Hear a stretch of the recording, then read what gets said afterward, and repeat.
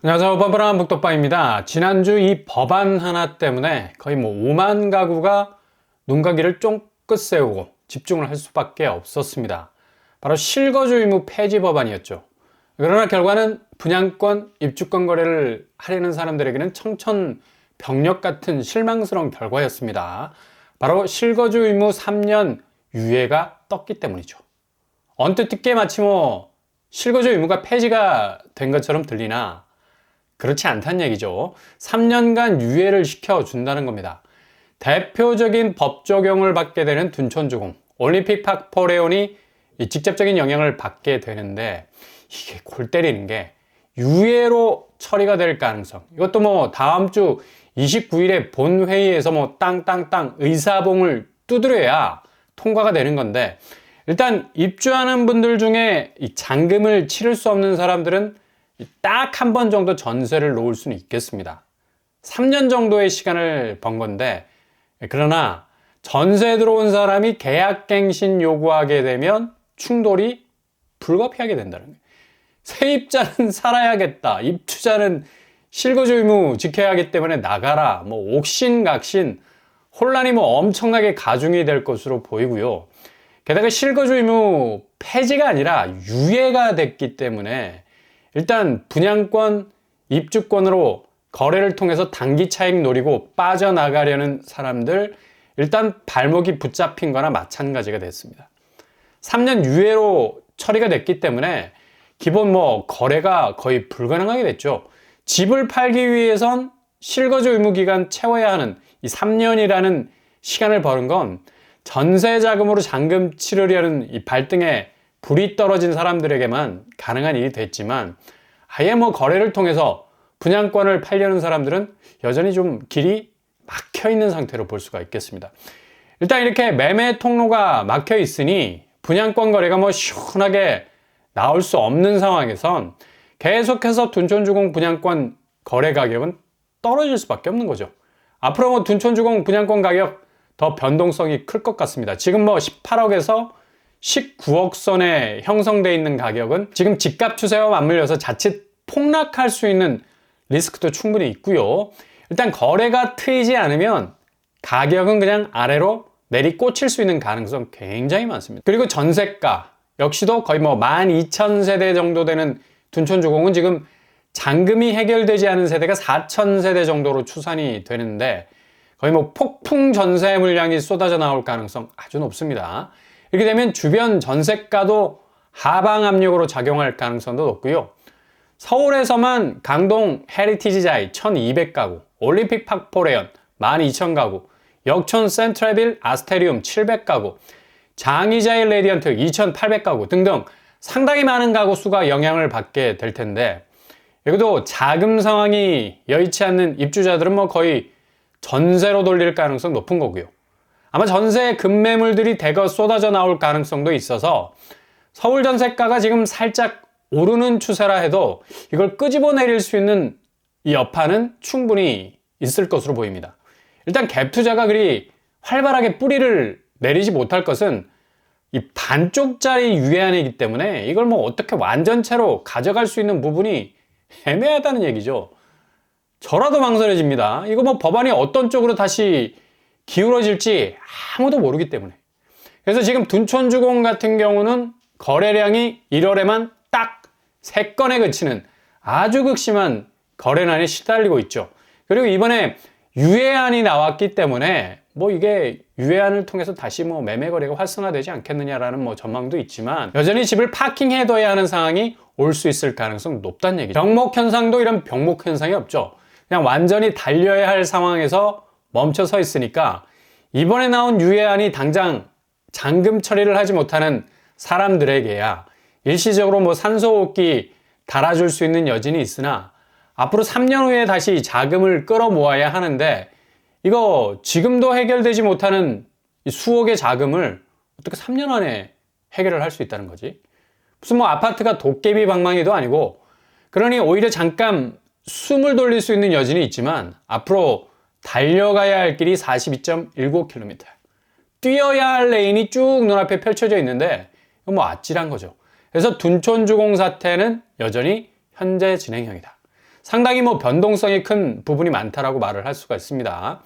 그리고 동시에 지난주에 발표된 DSR, 전세, 대출 스트레스, 뭐 정말 스트레스가 될 뻔했는데 일단 내일부터는 주담대 변동금리만 적용이 되고 전세 대출은 규제를 하지 않기로 백지화한 상태인데 이렇게 되면 갭2가 다시 자리를 쫙 깔 수 있는 그라운드가 조성이 된 거 아니냐는 뭐 우려도 나올 수가 있습니다. 근데 지금 전세가가 갭2 계약기에는 뭐 상당 부분 불안정한 모습을 보일 수밖에 없는 게 모든 부동산 지표가 빨간불인 상황에서 갭2로 흔들어 보겠다는 심리가 그냥 기지개 펴듯이 확 터져 나올 수 있는 분위기는 아니라는 얘기죠. 그냥 계속해서 움츠려들 수밖에 없는데 전세 대출 막지 않겠다는 창구 개방이 갭2로 번지기에는 여전히 매매시장 하락세와 거래 실종에 발목이 잡혀 있다.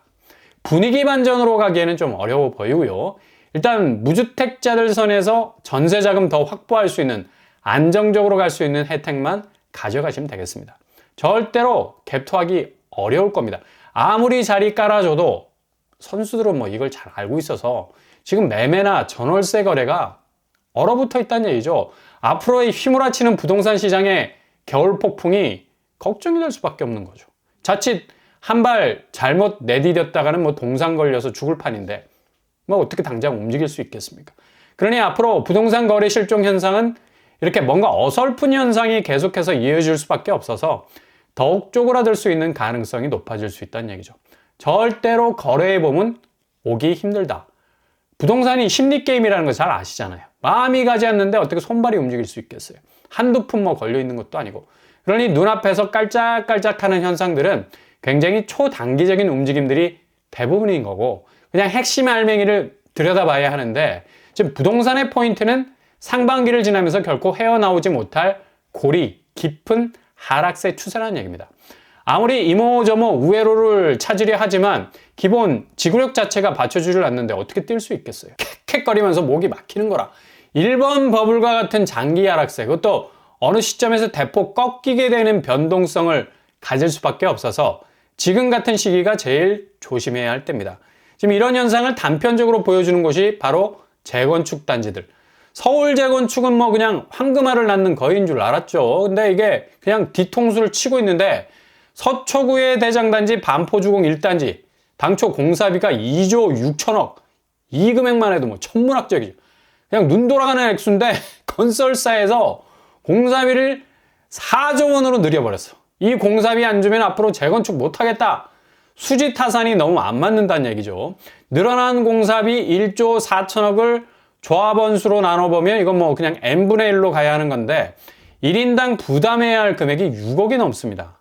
이거 뭐 눈 튀어나오는 금액이죠. 아니 어떻게 재건축하면 돈 번다면서. 근데 이건 뭐 오히려 내 주머니에서 돈이 더 나가. 빨리 현금 청산해서 튀어야 할 분위기이거나 아니면 그냥 입주권을 팔아버려야 하는 위기감을 느낄 수도 있는 거고. 이게 그냥 한두 곳만의 문제가 아니죠. 신반포 18차는 뭐 더욱 상황이 심각해지고 있습니다. 여기는 아예 뭐 일반 분양 자체가 없어요. 그러니 조합원들 부담은 거의 100배로 가중이 되는 거고 이거 주변에 분담금 문제 때문에 골 때리는 상황이 오는 건데 아니나 다를까 최대 12억에 달하는 분담금이 떨어지게 된 겁니다. 이러니 뭐 무슨 답이 나오겠어요. 그냥 재건축하는 것 자체가 폭탄이 되는 거죠.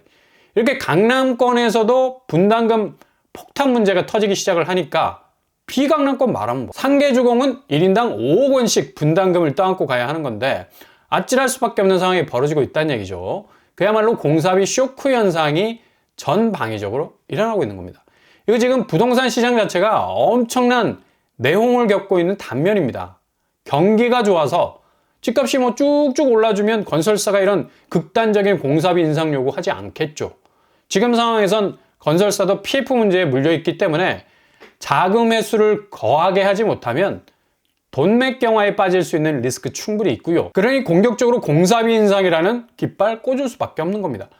앞으로 서울의 정비사업단지들 엄청난 내용을 겪을 가능성 높아지고요. 이걸 감당하지 못하는 조합은 그냥 분담금 문제로 바로바로 주저앉을 가능성 아주 높아요. 절대로 공사비 부분에서 양보할 수 없는 게 건설사가 이걸 놓으면 존립 자체가 위태로운 건설 업황의 극악의 상황이 닥쳐오기 때문에 끝까지 고수하고 있는 겁니다. 그러니 분양시장에서의 고분양가는 뭐 당연한 귀결 아니겠습니까? 분담금을 뭐 1인당 10억씩 찍어내는데 분양가는 오죽하겠냐고. 지금 현장에서 자금 회수 확실하게 해야 하는 건설사 입장에선 그냥 똥줄이 탈 수밖에 없는 거고요. 그러니 최근에 모집 공고를 낸 경희궁 유보라 보세요. 59제곱 10억 넘었고 84제곱 13억을 뚫었습니다. 그냥 국평은 이제 15억 선까지 근접하고 있다니까. 무슨 달착륙 시도하는 것도 아니고 이렇게 난공불락의 15억대 분양가가 이거 이전에 강남 분양가 아니었나요? 근데 이제 뭐 비강남권도 이렇게까지 치고 나온다는 얘기죠. 그만큼 건설사들이 마음이 급할 수밖에 없는 게 지금 건설업계 상황이 갈수록 악화일로를 겪고 있거든. 이렇게 되니 고분양가를 고스란히 떠안아야 할 사람들은 바로 청약자들. 손해를 그대로 봐야 할 입장이고요. 이렇게 지금 부동산 시장이 상반기를 지나면서 엄청난 가격 변동성을 겪을 것이라는 이 대표적인 샘플들이 그냥 쭉쭉 터져 나오고 있는 것을 볼 수가 있습니다. 그러니 상반기는 무조건 잘 버티는 게 승자입니다. 기다리는 게 가장 무서운 공격력 무기가 될 거고요. 이런 와중에 내일 현대건설에서 나오는 DH퍼스트의 아이파크 무순위 청약이 있죠. 이거 기회일 수 있는데 4년 전 분양가입니다. 근데 주의해야 할 점이 있습니다. 여기는 아직 준공 승인을 받지 못해서 건물 등기가 불가해. 그래서 주담대 제약이 따를 수가 있어요. 그래서 작은 부분에서 다시 한번 체크를 해보셔야 되겠고요. 이거 당첨됐다고 좋아했다가 자칫 계약 파기해버리면 재당첨 제한 10년 걸릴 수 있다는 점도 고려를 해보셔야 되겠습니다. 여기 분양가는 3, 4제곱이 6억대, 그리고 5, 9제곱 12억, 132제곱 21억에 해당이 됩니다. 초기 분양가 대비 9억 정도 오른 추세고요.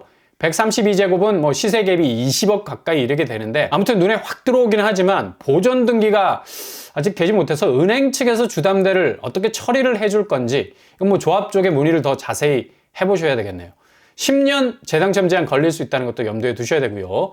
이렇게 부동산 상황이 약세로 이어지는 와중에 이런 틈새는 체크해 보시고 아니면 바로 스킵하셔도 되고요. 한 발 한 발 징검다리 잘 놓으면서 건너가실 수 있길 바랍니다.